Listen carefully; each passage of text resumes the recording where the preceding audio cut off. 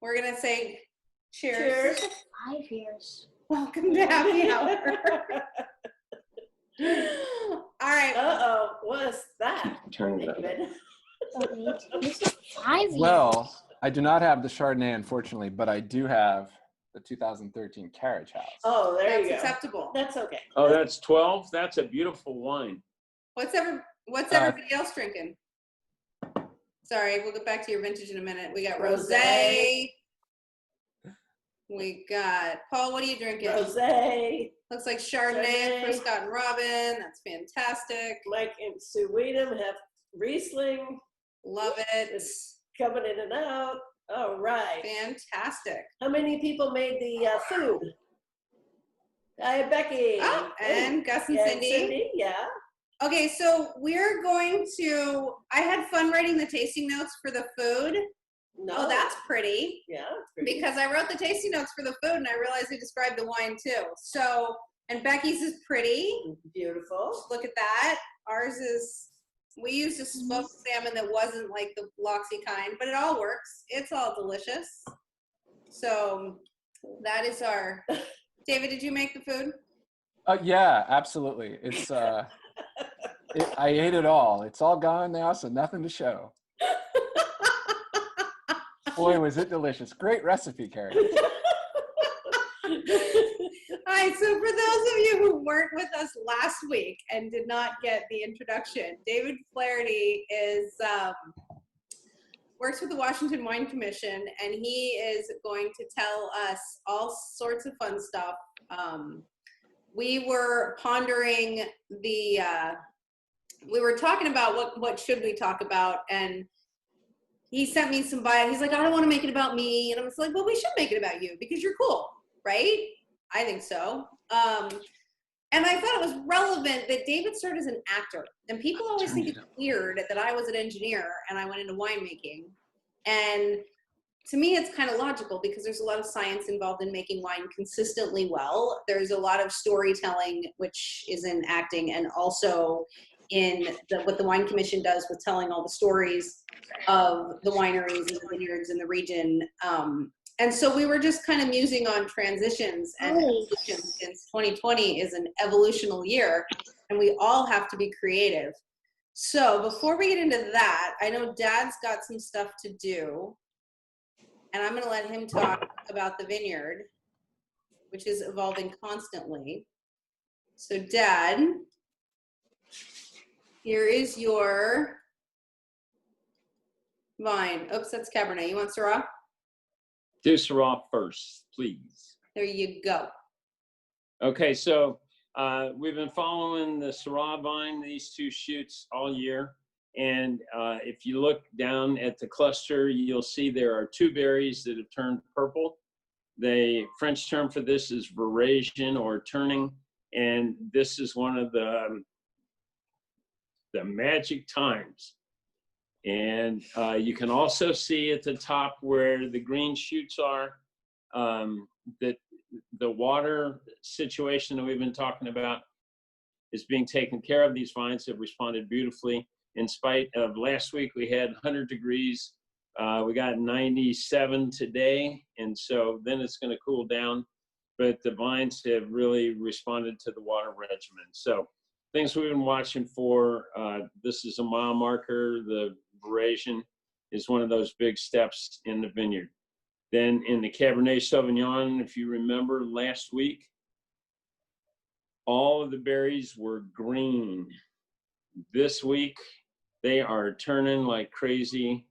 The early purple, they will get a lot darker as they go, and you can see the difference in the rate of change in the Cabernet versus the Syrah.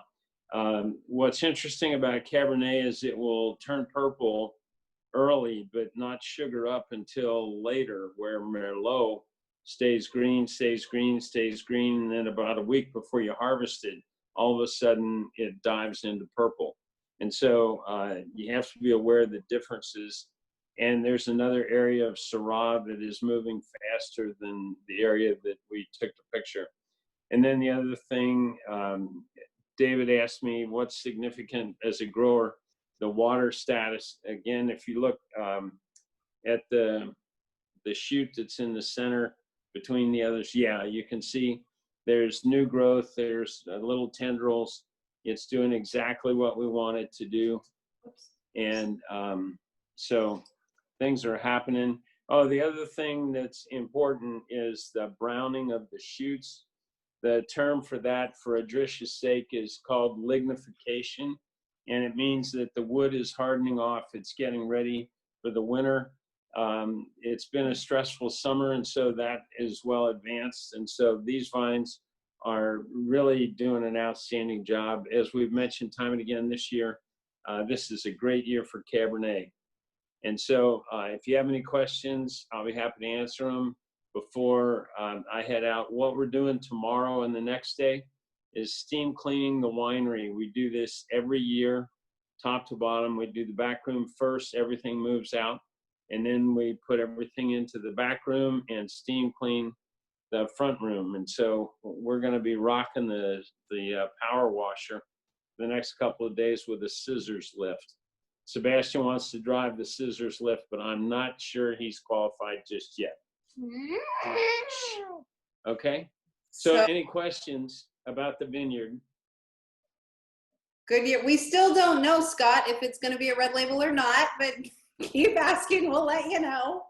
And chances are greater than 50%. And then Adrish asked Dad, if different parts of the same block mature at different rates, can that be controlled so you can harvest them all together? So what we do, Adrish, is the whole thing is averaging. And so we have a woman who samples. She's been sampling for us for about 15 years. And she comes through and we sample by blocks initially. And then as the maturation is occurring, then we go down to the individual rows of the wineries that they get year after year after year. And so those sets of rows are sampled. And so the winery knows what's going on in that specific locale in the vineyard. And again, it's an averaging. There are two ways to sample. One is called berry sampling and the other is cluster sampling. If you do clusters, you obviously take more fruit, but you get a lot more accurate average of what's going on. And so this woman had been doing this for years before. She had been with St. Michel for like 20 years. And so she's very consistent. She does a great job. Other questions? Oh, I also, in response to the variability at Verasion, things don't happen all at once. And I think now is a really, really good time to see how things don't happen all at once, whether it's within the row, within a cluster, within from berry to berry, and it's most visible now. So things are close enough, but it's never actually the same. And so one of the things that we're always doing, like Dad said, is kind of averaging, but variability is the name of the game. With even if you have a very your block is very consistent, you always have variability. And so managing that variability is an important thing that I think that's the difference between what you learn in graduate school and you learn about toothbrushes, which I'm sure Aaron will want to ask about later. But if for those of you not following the Facebook thread between David, Aaron, and myself today, so you learn all sorts of theoretical things, but then there's also the judgment calls that come with managing variability. And that's the kind of stuff that takes time. And that's why it's so helpful to work in the same blocks in the vineyard every year, the same rows, have that continuity and that consistency. It was definitely, I had the conversation recently about how the difference between doing something new every year and, it's always exciting to talk about what's new, what's different, what are you planting, what are you making that you've never made before? And but there's so much that you learn and you can do it so much better when there's consistency and you really nail down those details. So two things. One is a question is, how do you tell that the white grapes are changing because they don't change color? And so what we do is we feel the berries and see if they're starting to soften instead of being like green marbles, and that's beginning. And we're going to start sampling the white varietals next week. The other question that Barbara posed is, what about the heat? We've had intense heat for several weeks, and so we've been irrigating like crazy, irrigating harder than we ever have before. And the points that I was making on both the Syrah vine and the cab vine about the hydration status and a touch of new, that shows that those vines are exactly where we want them in terms of water balance to tolerate the heat, and they're not getting burned to smithereens by it. So it's taken a lot of extra effort, we've never watered 12 days in a row, day in, day out, like we have been. So we stayed on top of it. Great question, Barbara. Believe me, it's cost me a little bit of sleep. So, and then Kevin, to your question about, is there a way we can force veraison or anything to happen all at once? Yes and no. I mean, yes, because we manage variability in the vineyard. So while any hillside is inherently uneven, because there's places where it's more wind scoured, as we've discussed over the weeks, there's places where soil falls down with gravity to the bottom of the hill. We manage, we give less water at the bottom of the hill. We have those cutoff valves that Dad has talked about week in and week out. And the Syrah vines were really struggling, so we gave them more water so they would catch up. So we manage the vineyard over time so that it all ripens at one point. Now, veraison you can't really force, because veraison it's really monumental in the phenology of the vine, because up to this point, as we've talked about, the seeds are developing and the vines have been saying, don't pick the berries, don't eat them, birds stay away. And this is the point where the plant decides that those seeds are ready. And so what happens now is that the entire philosophy and strategy of the plant changes. So the individual berries, they go from, instead of using sugar as their metabolism, they're accumulating sugar. Instead of accumulating acid, so the grapes are really tart, acid becomes the metabolism. So your sugar levels go, instead of being really, really sour, they switch to becoming very sweet. They get more flavor development, good flavors, as opposed to the green flavors that are like signals to the birds, don't eat me. Now they're fruit flavors that we like, that they start to develop these things and they gain over time. The other thing is the before veraison, the plant and the grape berry itself are much more connected. At veraison, they seal themselves off from the rest of the plant. They become their own thing. It's really, from a grape physiology perspective, veraison is just fascinating, and I would go on forever, but we want to let David talk too.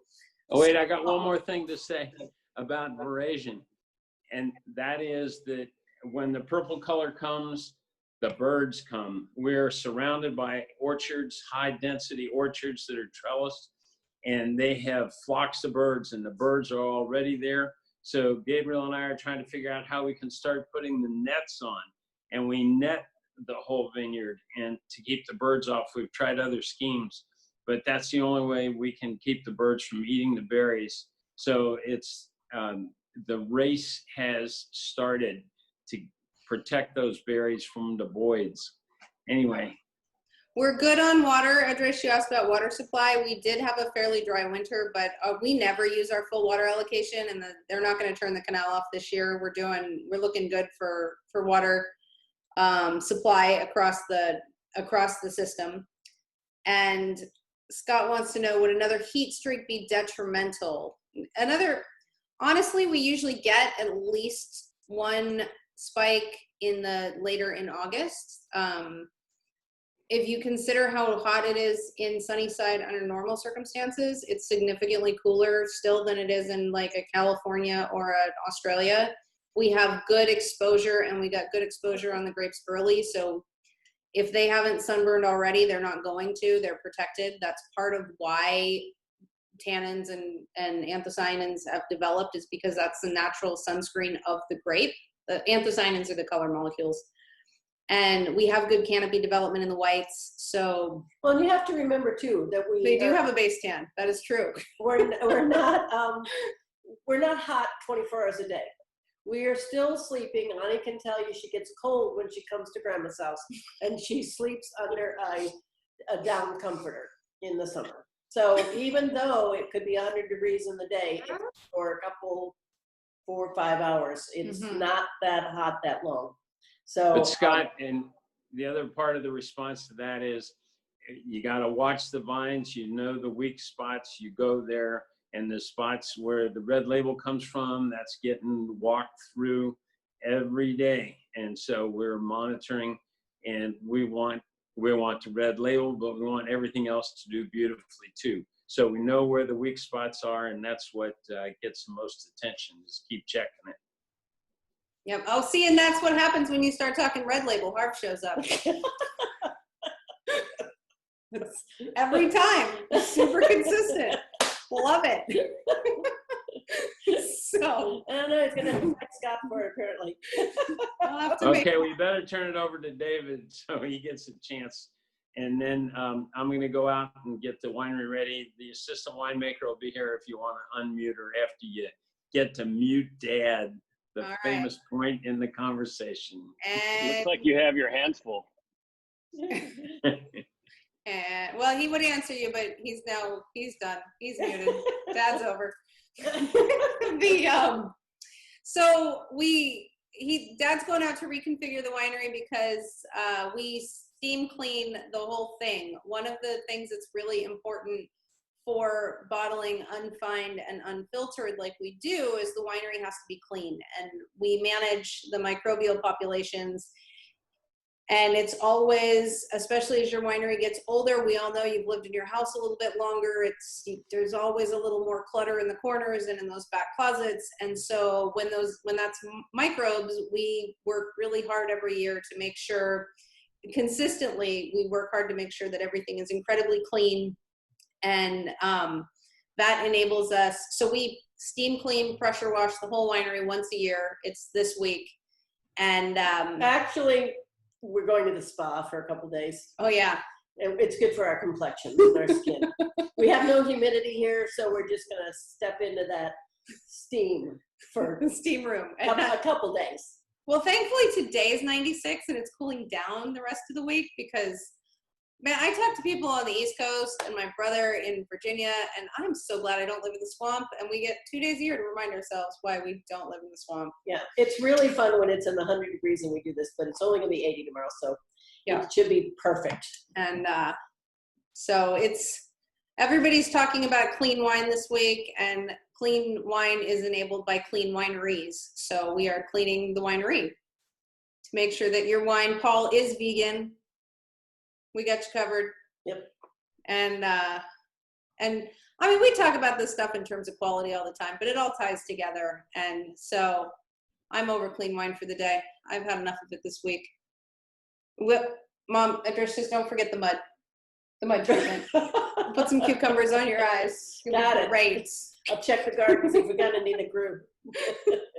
All right. All right, With that, David, it's your turn. We're transitioning. I think my skin is going through verasion too. Like I finally got sun Come over and yesterday. get rehydrated if you'd like. Yeah, my pasty Irish skin has now gone through verasion. Well, this is awesome. I mean, I want to set the scene a little bit for you guys. First of all, obviously, Carrie, Kathy, Hugh, thank you so much for inviting me to be here. You know, it's a crazy time in the wine world right now, and in talking with Carrie, there's a lot we can talk about. And I think what I'm going to do is I'll tell you guys a little bit about who I am and what we do at the commission, so you can give you kind of a sense of that. And then I put together maybe a 10 or 15 minute talk, but then I want it to be a back and forth with you, especially Carrie, Kathy, you know, the team at Cote Bonneville. And then obviously you guys. I mean, I think the fact that everyone's making time to be on this call, this is a special thing. This is unique, believe it or not, to the wine world. I think we're living in very interesting times. So I'm just going to go ahead and rifle on through, Carrie, and just kind of talk a little bit, and does that work for you guys? And then we can open it up for some conversation. Perfect. So basically, to give you guys a sense, so I'm David Flaherty. I'm the marketing director at Washington State Wine Commission. We're a state government agency under the Department of Ag. So we represent all the wineries and the grape growers in the state of Washington. All of our funding comes from the wineries and the growers. And basically, we don't sell wine. We are out there to do marketing, education, and research. To put that in perspective, Washington, we have over $2 billion in wine sales. We're the #2 producer in the United States, and 70% of our wine is actually sold outside of Washington. So we're a 12-person team here in Seattle. And what we do is we get on the road and we bang the drum for Washington. One thing that we do as a 12-person team representing a massive industry is we really try to focus on influencers. And I know everyone hears that word and it's like this like annoying thing, and I get it. But 80% of wine is sold on recommendation. So that person selling that wine to you in a wine shop, in a restaurant, at Costco, wherever that person that meets you, they're an influencer. So those are the people that we're trying to get in front of. We're a young industry that's growing incredibly fast. We don't have a lot of bandwidth to do a lot of consumer stuff. So we're really working with trade and media around the country. So that's what we do. We have fun events. We try to bring people out to Washington, get them, in DeBrule Vineyard. When your feet are on the ground in DeBrule and you feel the Yakima Valley and you see the Yakima Valley, there is no better experience for someone going back to St. Louis, New York City, Chicago, DC, wherever, to carry those images and those stories with them. So this talk's going to be a little bit about storytelling. It's going to be about pivoting. It's going to be about transitions. And What about bagels? And bagels. A roll with a hole. We're going to talk about that too. So basically what I want to talk about is how 2020 is forever changing the way the wine world talks about wine and why that's a good thing. So we're going to talk about 3 parts really. The wine world, we need to change the way we talk about wine. 2, we are now being forced to change the way we talk about wine. And 3, I think that's going to be for the better.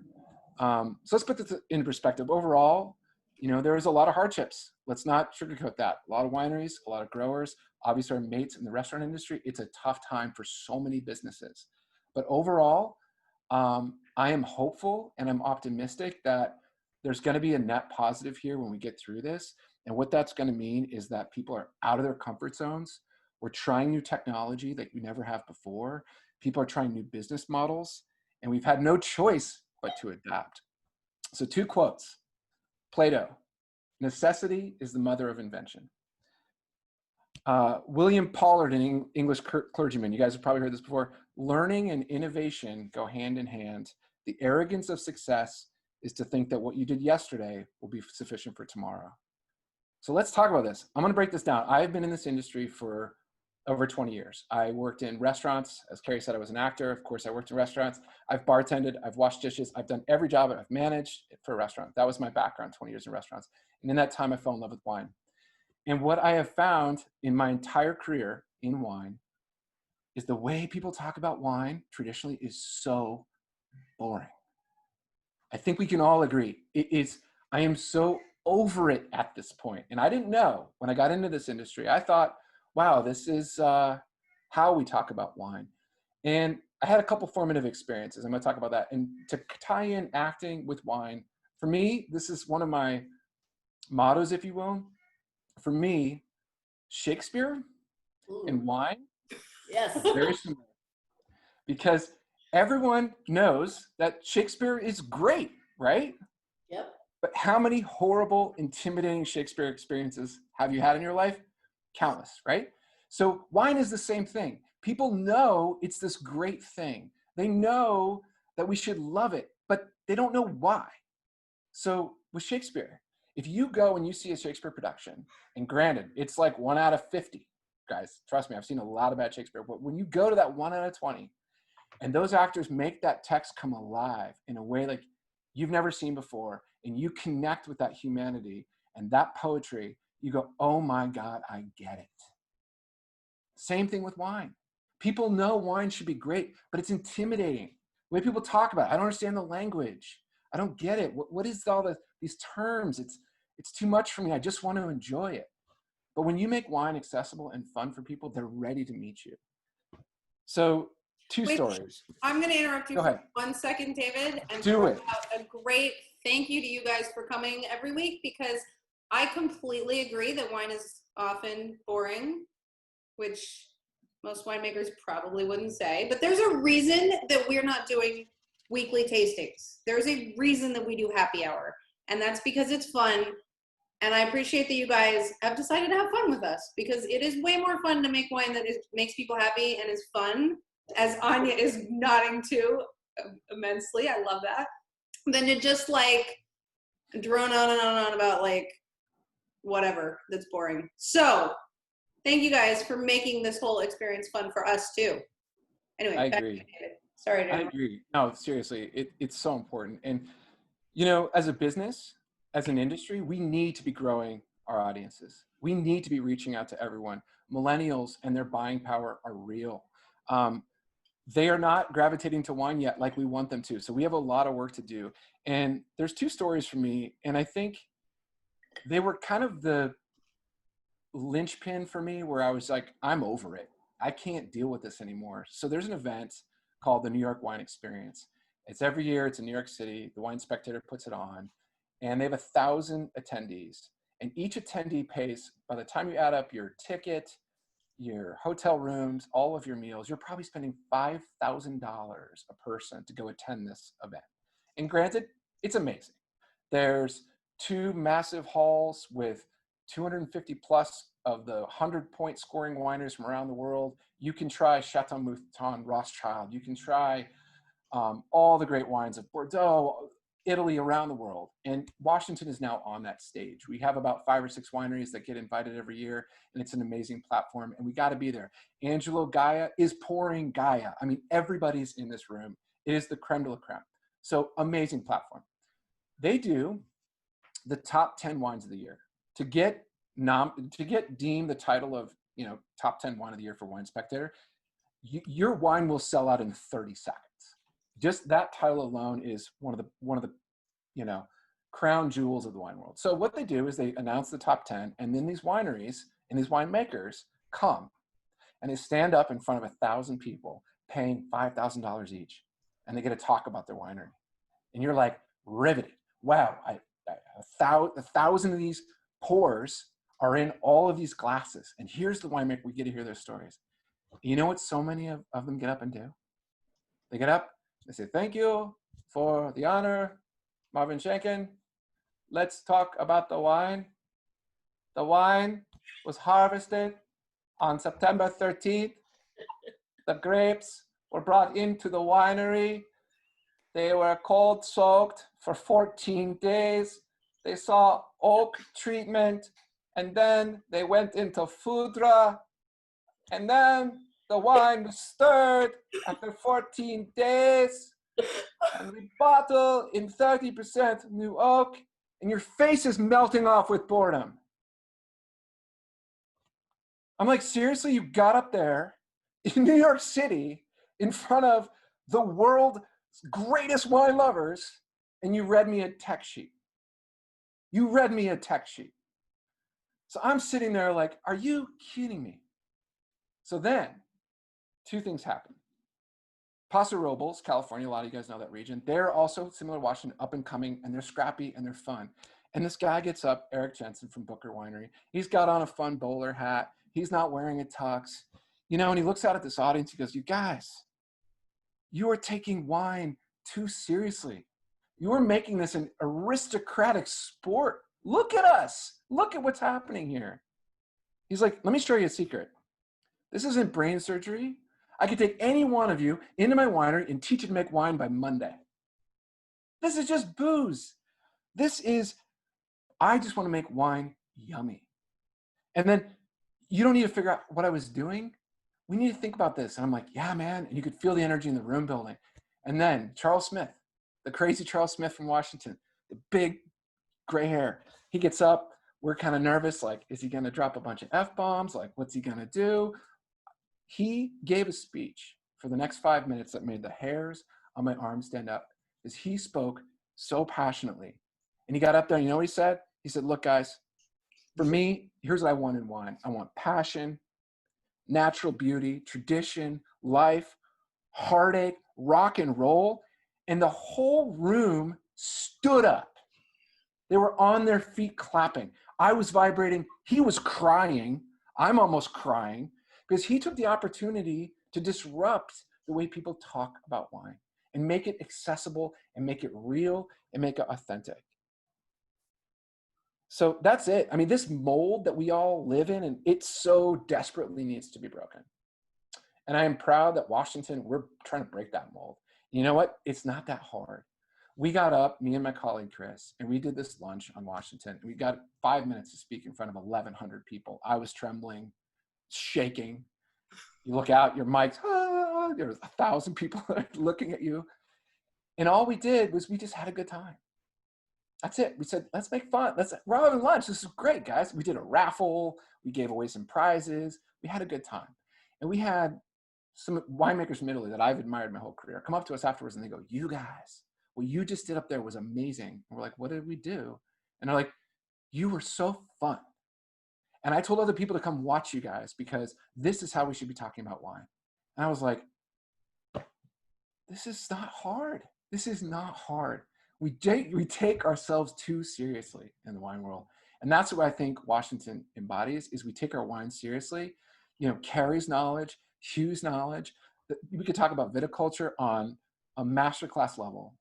But you know what? We don't take ourselves that seriously and we have fun. So we just talked about the wine world needs to change because right now, with what's happened with COVID, on-premise and restaurant business has vaporized. It's gone out. It's done. I don't know what's going to happen in the future, but for now, that whole channel for Washington has disappeared overnight. No, the Met Grill, Aaron is still representing. It's not gone. Met Grill is still representing. There's a lot of restaurant people, and give it up for those guys. They are working their tails off. But what's happened is it's forced us to be creative now. It's forced us to rethink how we do this. And what Carrie and her family are doing right now, you weren't doing this a year ago. But you know what we're doing is we're going, wait a second. We need to connect with people now. We need to use technology. We need to be creative. What can YouTube do? What can social media do? What can Instagram do? Facebook? How do we use those platforms to connect with people? And how do we make that authentic? And how do we make that real? I mean, this is cool. I was on the call last week. It's about barbecue, right? That was awesome. I was like, I spent an hour drinking wine and I learned about barbecue and I got a sense of community from my living room. And we're being forced to do that because what's happened with those sales channels disappearing is now a lot of the wineries, and thank God, have seen their wine clubs step up. These are their fans that have supported them for years and they know they need help. So if we as an industry can create fun, awesome ways to connect with people, they're waiting for us. They're loving it. So all this is happening now. We are learning at light speed how to do virtual wine dinners. How do you do happy hours? How do you make social media exciting? I love, it's a simple thing, but every week on this call to show the vineyard and have Hugh talk you through what he's seeing in there. It's simple, but it's so cool because now you guys get to be part of it, right? So that's what we, out of necessity, people are doing. And what I think is going to happen in the future is everyone's going, wait a second, that was easy. It was cool. And it was impactful. So maybe when things change and we go back to normal, maybe we keep doing this. Maybe I don't need to, as a winemaker, maybe I don't need to go to New York City and sit in a hot, stuffy car with the sales guy for 10 hours and go around and do ride-alongs. Maybe I can jump on a Zoom call and get great people on there and we can have some fun and I can tell them about my wines and I stay home and I save that money. So I think what's going to happen in the future is it's going to be a hybrid. It's going to be virtual and technology is going to be used in creative ways. And we're still going to go back to some of those old ways, but I think it's pretty exciting. So frankly, guys, we're learning so much. I think storytelling is huge. Experimenting is huge. Not taking yourself seriously. I think Washington's poised to just go right into this category that I'm talking about. So what's the future of wine going to look like? Well, we want to make it a more human experience. We want less romance, less luxury, less smoke and mirrors, and more real. I mean, look at this. Carrie and her mom are in their home right now. You guys are on your couches right now. How cool is that? Can we get more vulnerable than that? We are in the Shields' house. We are in the Shields' vineyard outside with you guys. How cool is that? How authentic is that? it's more engaging, it's more exciting. So let's drink to that. I will drink to I love that. those. Well, and I think that's the cool thing too, is that, I mean, David and I were talking about, is this going to continue? And I said, of course it is. And I mean, we're going to have to take a break during harvest, but I mean, we don't get to talk to Dan and Roberta. How often do we get to see you in normal circumstances? Not that often. And Once a year, maybe once every other year. yeah, and Scott and Robin, you guys can't come out here. Kevin, you guys can't come out here every week, but we get to see you every week. And this is really, I mean, I think this is cool. David, we have people from Chicago, from Minnesota, from Canada, from all over. And we have 4 people right now that are also into Gruel Vineyards. So Yeah. cheers to Even you guys. though they might be in like New Jersey or someplace. I mean, you know, I'd be curious to hear from everyone on this call. I mean, you guys are great. Look at how big of supporters are you. You're jumping on these happy hour calls. Like, raise your hand if you'd ever done a Zoom happy hour before the last 3 months. Oh, okay. 1, awesome. Raise your hand if you'd ever used Zoom before the last 3 months. Okay. All right. Well, not 3 months. We're in August now. Oh, Ani. Are we 4 months now? Oh my God. There was a lot of, in March, when we started this, there were a lot of, we didn't know what Zoom was. So, but we've been doing this since March. We've got longevity here. It's cool. But sneak peeking going forward, Shakespeare is going to enter into next year. Oh, yeah. Yeah. Mom has a brilliant idea. You're going to want to be there for the Shakespeare. Oh man. Like 2 people are going to show up for that. No. Oh, No, we're going to be taking reservations. Yeah.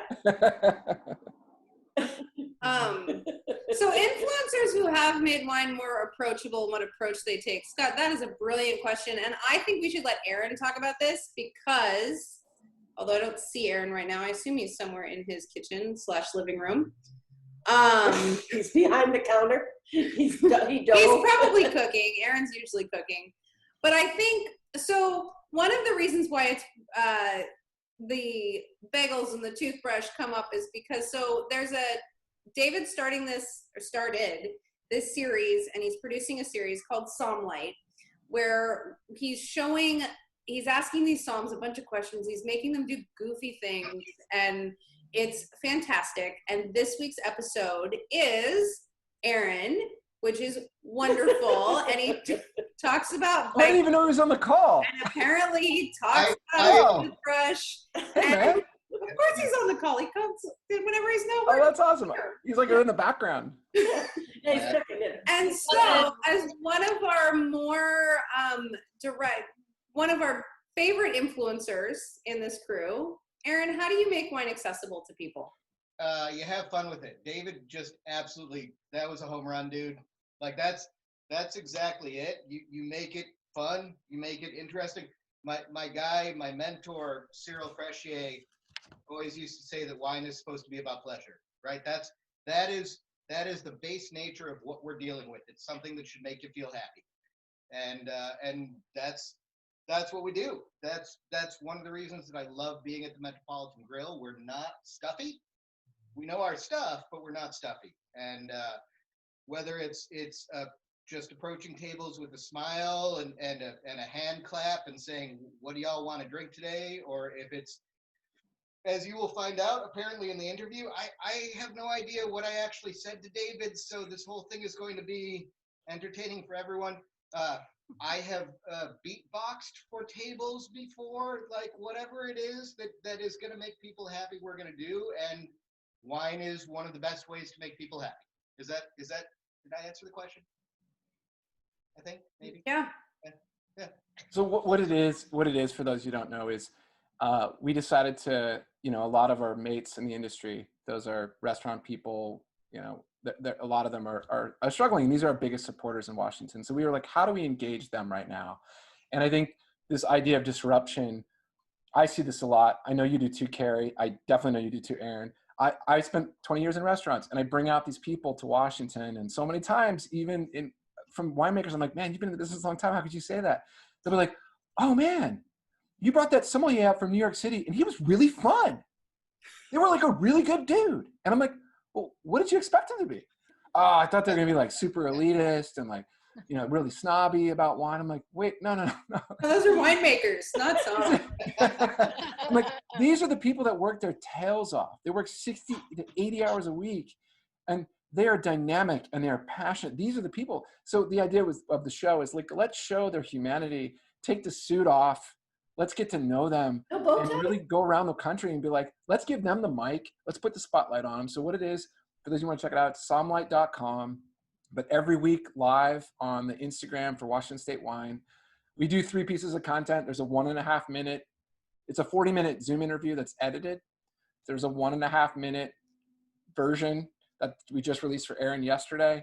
And then every Thursday we drop the 10 to 15 minute edited interview that's super fun. And it's a human, and it's not just geeky wine talk. We want to get to know these people and have some fun with them. And so you guys have a link to Somlight in the emails. The email that went out Monday has episode 3, in which Victoria gave Mom a shout out. Yeah, well, who wouldn't? Within the first minute or so. Episode 1 also had a Cope Bonneville shout out. So Aaron can't remember what he said apparently. So we don't know. He did say on Facebook yesterday that his whole career is a Cope Bonneville shout out. So even if you forgot, we'll give him a pass. But there's this wonderful trend started, and we love the fact that all the Soms have this great relationship with us. So, and it is just completely awesome, the relationships and the fact that we're bringing these wonderful people to the forefront because they deserve it. Now, is Somlight on YouTube? How can they get episodes they missed? Yeah, so we created a website, somlight.com, that talks about the show. There's some great pictures and stuff. And then there's a link to each guest. And then when you go to each guest, they have their own page that tells you about who they are. And then you can watch the 1 minute teaser. You can watch the 10 to 15 minute one. And it's a podcast as well. I'm a big podcaster. For those of you who are podcasters, let's watch the 1.5 minute, watch the 10 minute. And then if you want to hear the whole unedited interview, you can go to the podcast. So it's 3 different things. So simple way is go on social media, find us at Washington State Wine. You'll see all the stuff there. If you want to go back and watch past people, somlight.com. So it's SOMM light.com. So it's spotlight on the Soms. And we say Som because sommelier tends to be a restaurant focused term, where Som can mean retail, educator. So we want to show everybody it's not just about restaurant wine professionals and wine pros. It's people that are all over the business and all over the country. And some of us are too lazy to say the whole word sommelier, so we just Nobody can spell it, so, It's hard to say. Siri'd always be changing it. when you aspire to laziness like I do, why say all those syllables if you don't have to? So, but I think there were a couple interesting questions that have come up, which is, it relates to how we talk about wine, how we connect with people. Like, Paul, I think your point earlier that ratings don't matter so much, drink what you like. I think the value of ratings, especially 20 years ago, is how do you find what you like? I mean, there are a bazillion different wineries. When you go to buy a car, you can buy a Ford, a Chevy, a Porsche, Ferrari. You could buy a Ferrari. You can buy a Mercedes, a BMW. I mean, you can count them on 2 hands on all the different brands that you want to buy. And if you want to buy a sedan, they all have their things, and within the thing, they have their line. But I mean, there's not that many. When you want to buy wine, there are how many wineries in Washington, David? 1,000 now? Oh, just over 1,000. And that's just Washington. We are the 2nd largest industry in the U.S. The U.S. is the Youngest. 5th largest wine producing country in the world. I mean, the largest wine producing countries in the world are not in North America. They're Italy, Spain, Argentina, France. I mean, those guys. And so when you look at how do you find what you like? And to David's point of it's not accessible, in Europe, it's by the sense of play, by the region. It's so, who knows what Bordeaux is? It's Cabernet. And then you come here, and what's the difference between a California Cabernet, a Washington Cabernet, an Australian Cabernet? Because Bordeaux is not Cabernet. I don't know what it is. Like, if you're learning all this stuff, like, how do you learn about it? And so I think ratings are helpful because it's that guideline of where do I start? But just like movie critics, I mean, you got movie critics you follow or music critics or whatever that you're like, oh yeah, no, if they like the movie, I'm going to like the movie. If they hate the movie, this guy, if he doesn't like the movie, then I'm probably going to like it because we have opposite taste. I mean, you have to learn your critics just like in any other field. And that's a good start. And then I think the next level is sommeliers. I love going to a restaurant and they hand me a wine list that's like 3 inches thick. And it's, I go to the Met and the wine list is this thick. And Aaron goes, oh yeah, I've reprinted it in a couple days because it's a pain to reprint our list. It's like a total, so it's not really, I'm like, I don't care. I didn't go to a restaurant to read the wine list anyway. This is what I'm in the mood to drink. You tell me what I want and then I'll find something new. So there's that level of how do you find something new? And this is where it's important to have people like June telling your friend Ed, hey, you should drink this box wine that comes in 12 bottles per box from Cote Bonneville. Like, that's fantastic. We love that. And you can still drink your box wine that way, which is perfect. And so I've actually never heard that before. That's awesome. really? It's a 12-bottle box wine. My uncle has a boat, and he always told me we should make box wine because it's easier to take on the boat. And I always told him I do make wine in a box, 12 bottles. There you go. Box for boat. You're set. I mean, I could jump in on that too. I think that's awesome, Carrie. I love that idea of movie critics. I think that's a great analogy. There's so many movies out there, and it's like you have limited time and limited money. Where am I going to spend my money? Find your critics. But I think too, like having worked, I always tell people that want to break into the wine business. I said, go work in a wine shop because it's like the greatest, most boring job you'll ever have. Like I remember working in a wine shop, and it's like I was in this tiny wine shop in Brooklyn Heights, and it was like I didn't know anything about wine. It was like one narrow hallway of wine, and the clock is just like, I got like $12 an hour. So we were just studying books all day and talking to people all day, and the salespeople would come in and you learn about the wine and how you talk about wine with people. And that would be my advice is like we all have a local wine shop in your neighborhood. Yes, support your wine clubs. Yes, like, if you need your everyday house wine from Costco or Safeway or wherever, great, buy it. But at the same time, you have a local retail shop. We all do. Walk through the door and check it out and go up to the person and say, hey, what are you guys all about? Tell me about the shop. And if for a second they make you feel stupid about wine, or they come across as snobby, or they're not fun, leave.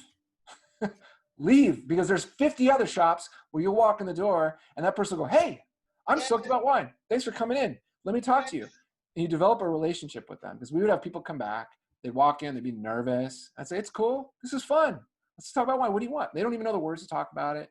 And I'd get a bottle in their hand and they go, and they come back next week. What did you think?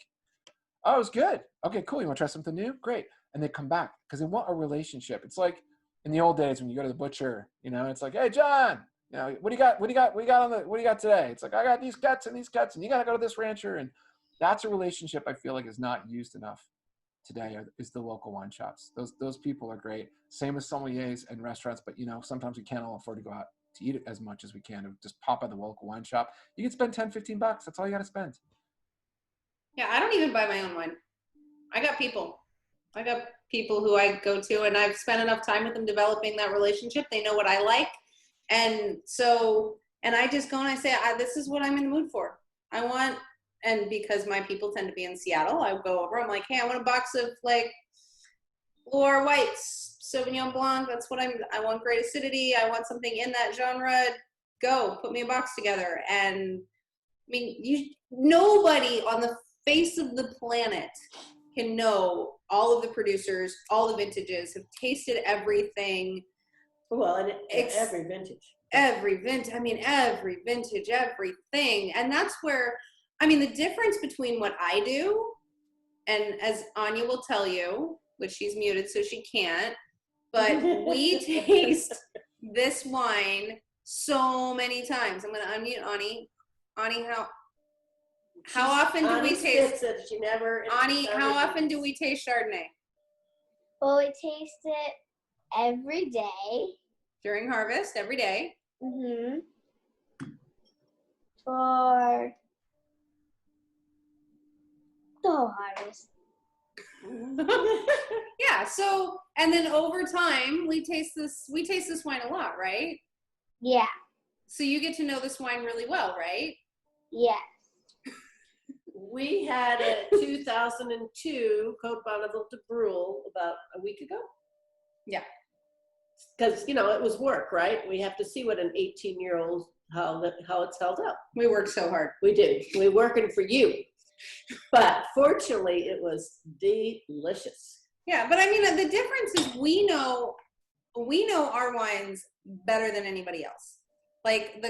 Which is important because we go out and I taste a grape in the field and I need to know what it's going to taste like we had a 2002 yesterday. So if I'm going to taste those Cabernet grapes in the field, I need to know what they're going to taste like in 18 years. So I got to have that depth of the site. Aaron, on the other hand, has to have the breadth of all the different bottles, all the different vintages, all the different stuff. And those are totally different skill sets. But he doesn't have the depth of my wine. I don't have the breadth of the world that he does. So the whole concept that any consumer or any individual can know anything about wine is just, I mean, that's the beauty and the challenge. And so that's why it's so important to utilize the experts that you have around them, your local wine shops, your somms, your people. And I think that's one of the fun things about some of our COVID experience or 2020 discoveries is I started doing a lot more videos and I started teaching people. And Beth, to your point, I did a video on Tuesday about what are the ingredients in Côte Bonneville wine. And I had a lot of people who loved it. And I talked about, I forget who asked about sulfites. Every bottle of wine has sulfites in it. Every bottle of wine. The yeast produce sulfites themselves. And if you want age-worthy wine, you'll put a little more in there. Because otherwise, you're not going to get, the 2002 is not going to be good. The 2016 is not going to be, Chardonnay is not going to be good now without a little bit of extra sulfur. The kicker is if your grapes are really good, and if you have a very clean cellar, and if you have all of those other things set up, it doesn't take much more. So the concept, I mean, the irony of this whole thing is that we talk about wine in these esoteric, geeky, wine-sensy ways that if you don't have that really, I mean, if you're not a professional, if you don't do wine all day, every day, understanding the link between talking about the quality of our grapes and connecting that to how much sulfur we need in the bottle and our sanitation practices and our, the fact that we're steam cleaning today or this week, those all tie into why we don't need to use so much SO2. And that's a huge cognitive leap. And we don't do a good job but it's really, I mean, it's hard to talk at all the levels all the time. Yeah. But ask us questions. I was going to say, I agree. It's tough sometimes being a wine professional. I hate that term, but because, your knowledge is like over there and you want to make it accessible to people and you got to know how to talk to people. And one thing that with the storytelling idea, to go back to that, I worked in a fine dining restaurant and I always felt like I owed it to the guest who was spending $100, $200, $300, $40 on a bottle of wine to put a couple images in their head while they were enjoying it, right? So it was very simple. You'd be like, okay, this wine is very fruit forward, high tannin. It's going to go great with your steak because the tannin and the fat really play well together. But keep in mind, this wine there's 200 cases in the world. It came from this tiny family in the Loire Valley of France where they have this tiny little plot of land that his great-great-grandfather planted, and they are carrying on that tradition, and there's 2 of them that make this wine. Enjoy! And you walk away. And now they're like, oh, cool, I got flavor profile, but now they're drinking the wine, they're going, whoa, can you imagine what this place must look like? Like, what's this family look like? What's this guy's vineyard look like? So it's up to us to round out that story. So it's not just a technical talk, because there's real people behind these products. These are not Coca-Cola. You know, this doesn't come out of a factory. This doesn't all taste the same from around the world. So I think as wine professionals, we owe it to everyone that loves wine to include a little bit of the storytelling to just really bring it all home. Mm-hmm. And I'm going to add a little science in here before. I'm going to turn over to you guys after this. Ed, you ask if U.S. requirements for sulfide to be added to imported wines. I don't think so. But again, if you don't add any sulfur, the yeast will produce, it's part of their competition strategy. The yeast want all the sugar. They don't want to share any with anybody. No other yeast, no bacteria, So they want it all. So the way that they do that is they produce sulfur, or they produce sulfites in order to inhibit the growth of other microbes so that they can complete the fermentation themselves. So if a wine says contains sulfite by US regulation, it doesn't necessarily mean any was added, because the yeast themselves can produce enough sulfites that it's above the legal limit of labeling. Even if it doesn't say contains sulfites on there, it's just below a very low threshold. Do we have to add it? I don't think so, but again, wine is the natural evolution of wine grapes, the way nature intended, or if you left nature to make wine, well, first of all, we wouldn't have wine grapes we would not have the modern wine grapes we have.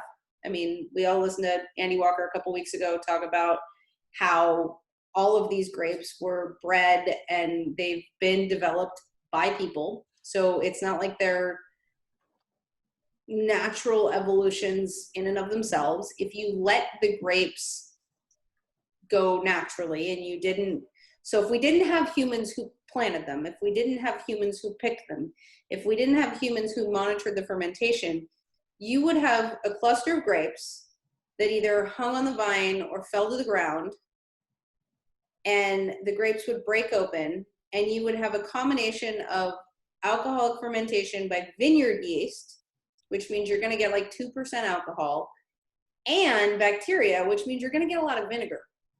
So this whole concept that wine is a purely natural process with no intervention from people at all is just, it's so romantic, and it's a wonderful concept, and it's so not the experience we would like it to be, because it would be disgusting, quite frankly.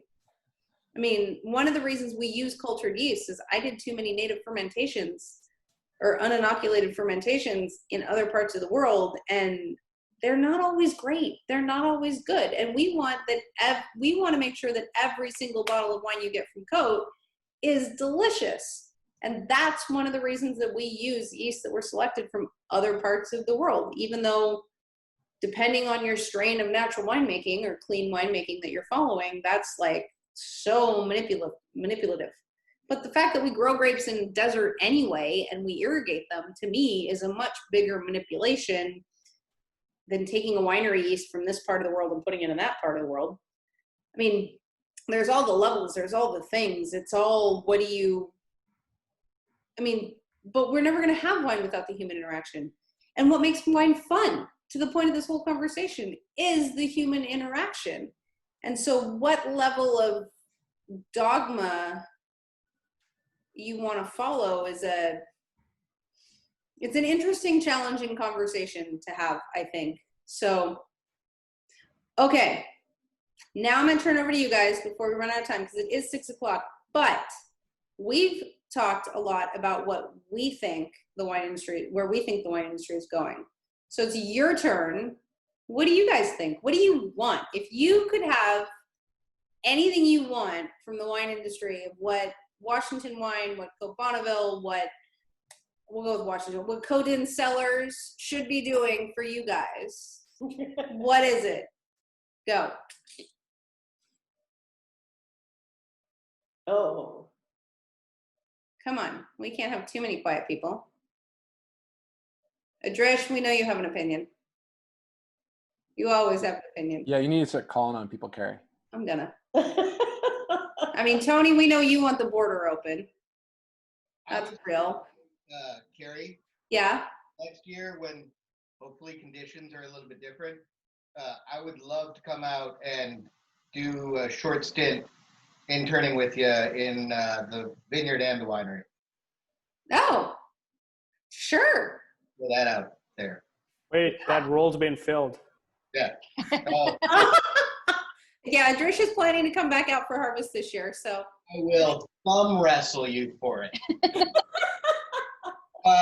Not this year, but next year. This year I'm not. I go from my house to work and back to my house. That's that. But next year when it's safer. next year. No, that's fine. Actually, this year, we have a sommelier who came out through the Washington Wine Road Trip, which David also organizes, where they bring all the people from around the somms and buyers from around the country and bring them through Washington and educate. About 5 years ago, maybe? When was Wendy on road trip? You remember? You're muted. Unmute yourself, David. Yeah, it's 4 or 5 years ago. 4 or 5 years ago, there was this woman who came through road trip, and she also used to be an engineer. She's super cool. We've stayed in touch, and she was drinking a bottle of 2004 Coat down in California a month and a half ago or so, and she wrote me a note, and she said, "Hey, I'm coming up to, you need any help for harvest?" And at this point, Idrish was non-committal. He hadn't claimed the position. And I said, sure, I'll take you can come up and help out for harvest. It'll be a good time. So we have our internship program is growing, Erin. You can submit your application for next year. We'll be waiting to see if there's a coat shout out on Salt Light tomorrow. Pay for it? Is that the? You may want to get that added in, before it's too late. I'll have a copy editor. No, Tony, you don't have to pay us to help. My favorite wine is Cote Bonneville. Thank you. What did he say? Yeah.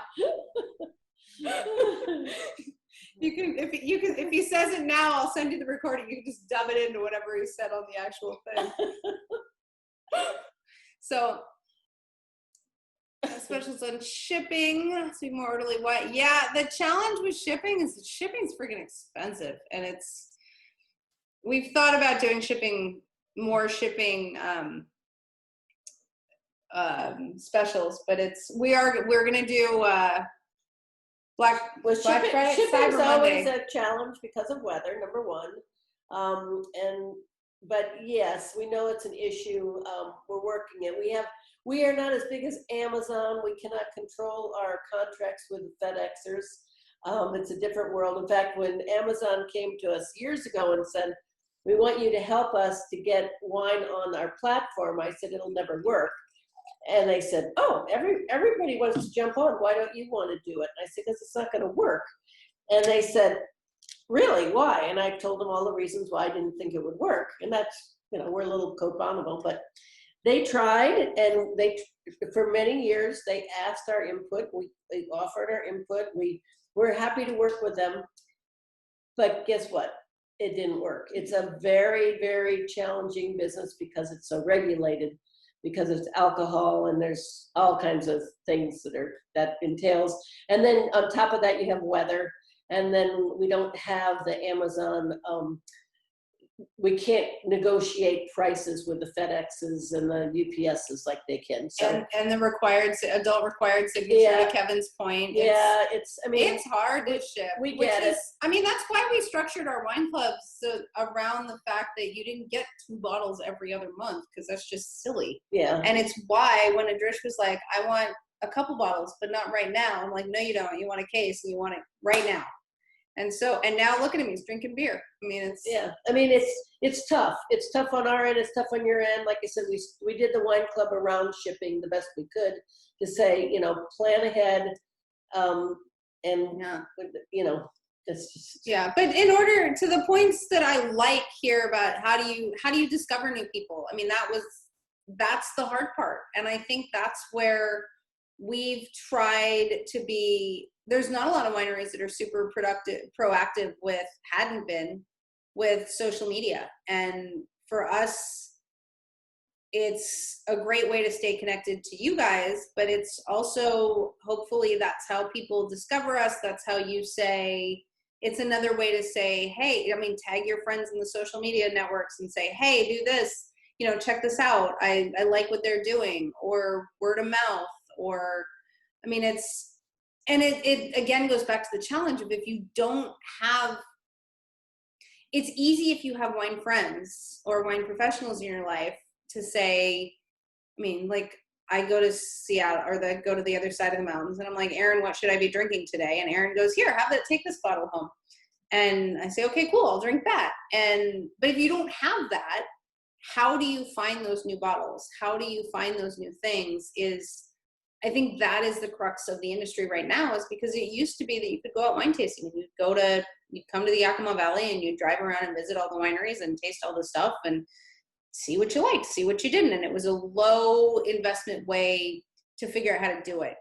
And I think that's what we're struggling with right now, is how do you, with no tasting rooms, with no restaurants, where do you guys as consumers go? And how do you find what you're looking for?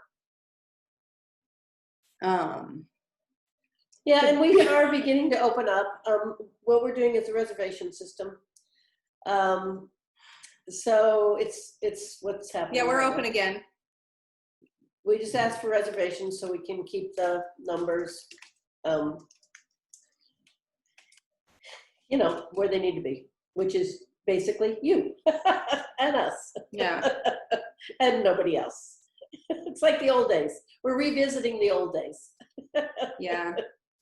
I do, Beth, you had said earlier that having never been to Cote Bonneville in person, I love the idea of our happy hour barbecue trip, everybody going on the cruise, our geology tour, all the stuff we've talked about doing to keep this group going.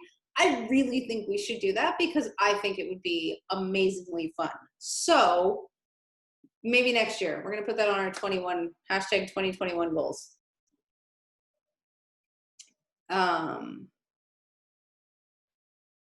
Be taxed on what? Yeah. And again, the challenge is with Kevin, you get wine locally. It's definitely cheaper to buy it locally, but you don't have the access always to all the producers. And it's the catch-22 but again, it goes back to, it makes more sense to be in a club and get club pricing and get a big shipment on occasion, and it balances out, as opposed to buying, every Friday when you want a bottle of wine for the weekend, you don't go to your favorite winery for a bottle of wine. So I think it's that hybrid solution of, I have a cellar, but sometimes there's nothing in my cellar that I want to drink. So having a wine shop close by, hopefully, you don't live in Sunnyside, so hopefully you have a wine shop close by, that you've got the best of both worlds. Bike and taste in the Yakima Valley. In the future. In the future. Yeah. And actually, I'm going to be 100% honest. The last bottle of wine that Erin sent home with me is still sitting on my bar, and I haven't drunk it yet, because it was a red wine and it was 100 degrees for the last week, and I haven't drunk it yet. So I will. I'm going to make a point to drink that in the next week, and I will get back to you guys with how I like the wine that Erin recommended for me. What is it? I don't know. Erin, what was it? It was a wine out of Yecla in Spain. It was Cara Honda is the producer. Caro is the name of the wine, and it's a Monastral, which is Mourvèdre, Tempranillo, Syrah, Merlot blend. And it's just super drinkable and tasty. That being said, Carrie, I sent you a question about a particular rosé from a well-known producer in Provence that I'm getting my allocation of, and so let me know if you want a bottle. I answered you. I said yes. Okay. Didn't I? Maybe cool. I didn't hit send on that text. Yes. The answer is yes. Cool. More wine for me. So apparently, if anybody in the Seattle area wants wine, y'all need to connect with Aaron because he's my personal shopper, and now he can be yours too. And Aaron has a wine club at the Met, I think, still. Yeah. Yeah. We do. If you go to the Metropolitan Grill website, which is metgrill.com, No, it's themetropolitangrill.com, .com. there's all types of information. Yeah. So All right. Well, we are starting to lose people because we're over our time. Cab Franc will be available. I love this question. And to Ed's point, Cab Franc's not 100% new for us. We've been getting these grapes for years. I just never kept them separate before. just in the rosé. The red Cab Franc will be available. When does the wine club start going out? Fall. I'm going to start running wine club in September. So Just watch your emails where you can customize and you can add. Yep. And if you have any other questions on ingredient labeling, go to the YouTube, go to the IGTV. I answered them all on yesterday, right? I assume you've already given Co a shout out in previous happy hours. This guy he's in my bottom of my screen. Co Din Winery. This dude, sort of rock star of the Yakima Valley. Check out his wines. Oh yeah, Co's on every week. Mm-hmm. Okay. We are. Oh, Co, he's always here. Yeah, he's in that comfy chair. See, David, you should come every week too. See, we know how to do happy hour. Yeah, you do. Where have I been? I don't know. You must be one of those stuffy songs. Yeah. Yeah. Or I have an 8-year-old. One of the I got other. to tell you a cute story of speaking of the wine spectator wine experience. So I think it was Vegas, Carrie and my daughter-in-law is also Carrie. So we had Carrie Shields and Carrie Shields pouring for Cope Bonneville. And people come up and they go, "You're Carrie Shields? You're Carrie Shields? Your mother named you the same name?" And we said yeah. But she spelled it differently. She really liked the name and she spelled it differently. It was our shtick at the wine experience. We were the winery that had two people with the same name. and we claim to be in the same family because we claim to be sisters. It was brilliant. It was so fun. So we took a little stuffiness out of the Vegas wine spectator experience. I had a restaurant manager that I worked for in New York City that terrified me. And one day he pulled me into the dish pit and he was yelling at me for something. And I go, "Okay, I got it, Paulo." And he goes, "No, he's Paulo. I'm Paulo." And I was like, that's pretty much exactly the same pronunciation. "No, he's Paulo. I'm Paulo." And I realized the only difference was you had to go with your body when you said his name. So I go, "You got it, Paulo." And he's like, "That's it." Yeah.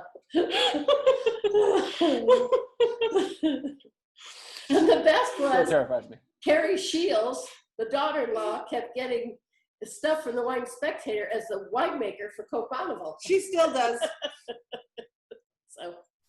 So if something happens to Carrie Shields, we have another one. We slot him in. Yeah. Until Anya's 21, we need a backup.